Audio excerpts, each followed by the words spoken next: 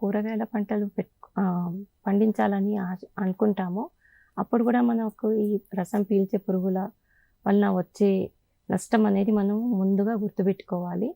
అయితే ఇప్పుడు మనం నీటిని అందించాలంటే డ్రిప్ పారుదల పద్ధతిలో నీళ్లు కూరగాయలకు మనం అందించినట్టయితే మంచి క్వాలిటీ అంటే మనకు కూరగాయలలో ఎక్కువగా క్వాలిటీ అనేది బాగా ఉండాలి. సో, మనము బాగా నీళ్ళు ఎక్కువగా పెట్టేయడం వలన ఈ మొక్కలు బాగా గిడసబారిపోవడము, అట్లాగే కాయలు గూడా కుళ్ళిపోవడం అనేది గమనిస్తూ ఉంటాము.